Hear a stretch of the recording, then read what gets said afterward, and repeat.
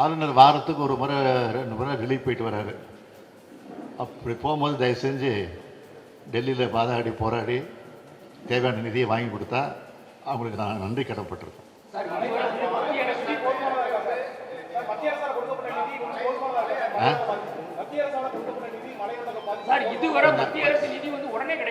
கொஞ்சம் அதுக்கு ஒரு நீண்ட விளக்கம் சொல்ல வேண்டியிருக்கு, அதையும் சொல்லிடுறேன். நல்ல கேள்வி கேட்டிருக்கீங்க. நான் எதிர்பார்த்த அந்த கேள்வி இது, விளக்கமாக சொல்லிடுறேன். அதாவது ஒன்றிய அரசினுடைய நிதி பங்களிப்பை பற்றி ஒரு விளக்கம் சொல்கிறேன். இயற்கை பேரிடர்களால் ஏற்படும் செலவுகளை சமாளிப்பதற்காக ஒவ்வொரு மாநிலத்திற்கும் மாநில பேரிடர் நிவாரண நிதி எஸ்டிஆர்எஃப் என்ற நிதி உள்ளது. எந்தெந்த மாநிலத்திற்கு இந்த நிதி எவ்வளோ என்பதை 5 ஆண்டு காலத்திற்கு ஒரு முறை ஒன்றிய அரசால் நியமிக்கப்படும் நிதிக்குழு ஃபைனான்ஸ் கமிஷன் தீர்மானிக்கிறது. இதன்படி தமிழ்நாட்டினுடைய எஸ்டிஆர்எஃப்க்கு ஒவ்வொரு ஆண்டும் ஒதுக்கப்பட்டுள்ள நிதி 1200 கோடி ரூபாய் ஆகும். இதில் 75 விழுக்காட்டை, அதாவது 900 கோடி ரூபாயை ஒன்றிய அரசு தர வேண்டும். 25 விழுக்காட்டை, அதாவது 300 கோடி ரூபாயை தமிழ்நாடு அரசு ஏற்றிட வேண்டும். ஒன்றிய அரசின் பங்கானது ஆண்டுதோறும் 2 தவணைகளில் நமக்கு அளிக்கப்படுகின்றது. அதாவது 2 தடவை தலா 450 கோடி ரூபாய் நமக்கு அளிக்கப்படும்.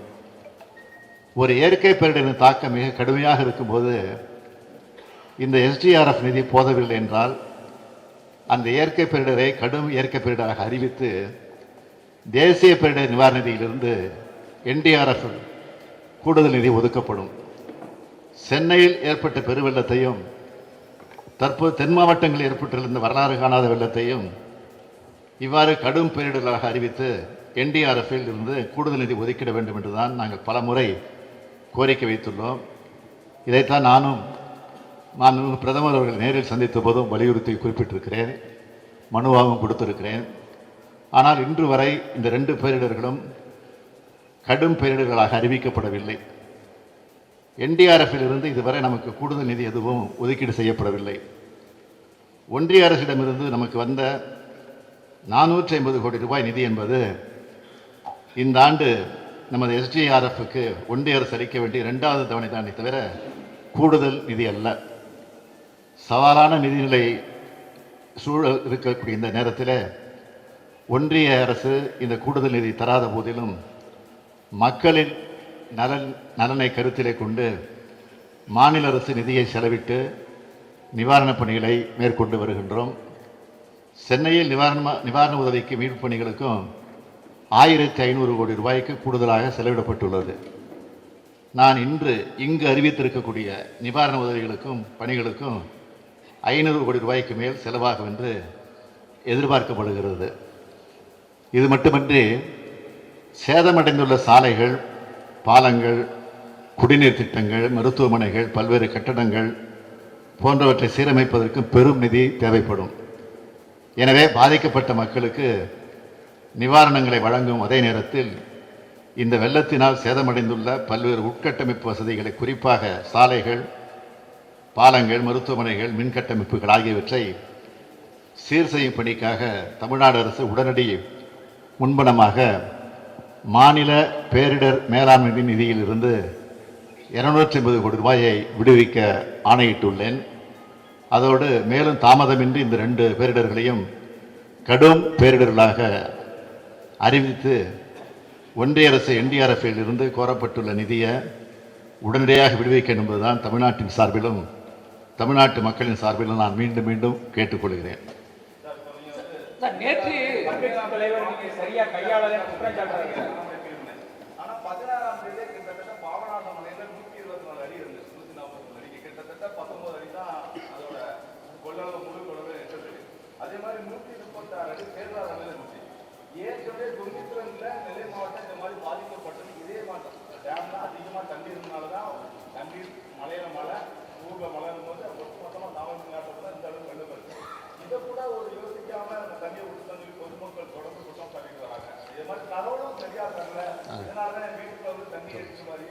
இல்லைங்க, நீங்கள் இந்த அணைகளுடைய இருப்பை பொறுத்த மட்டிலே முதல் நாளிலிருந்து எவ்வளவு கன அடி தண்ணீர் திறந்து விடப்படுகிறது என்பதை நாங்கள் அறிவித்துக் கொண்டிருந்தோம்.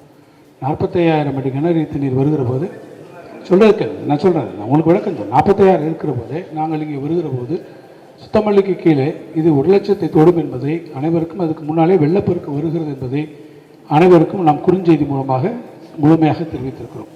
அதற்கு பிறகு இரவு கடுமையாக தொடர்ச்சியான மழை வருகிற போது 1,00,000 கன அடி வரைக்கும் தண்ணி வருகிறது.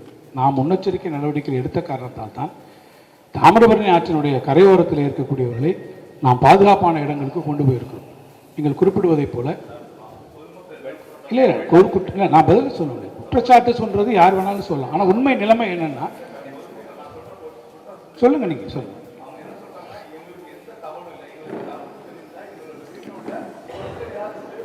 இன்னொன்று சொல்ல சார், நாங்கள் அத்தனை பேருக்கு நாங்கள் செய்தி நீங்கள் வேண்டுமானால் குறுஞ்செய்திகள் இல்லை இல்லை சார், நீங்கள் கரையோர மக்களுக்கு அறிவிப்பே இல்லாமல் நான் சொல்றதை கேட்குறேன்.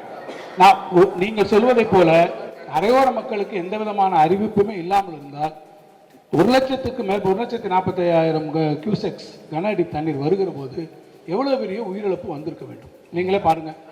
இல்லை இல்லை, நாங்க முழுமையா சொன்னதுனால தான், நீங்க முழுமையா நம்ம சொன்னதுனால தான் பல பேர் அங்க இருந்து ஏறத்தாழ நீங்க ஏற்பட்டிருக்காங்க.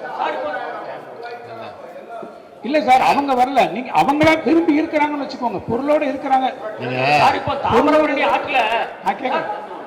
நான் பதில் சொல்றேன். 2015 இல்ல, நீங்க 2015ல செம்பரம்பாக்கேரி மனசுல வச்சுட்டு பேசுறீங்க. நீங்க அது வரல, இது அது முறை தெரிஞ்சுங்க.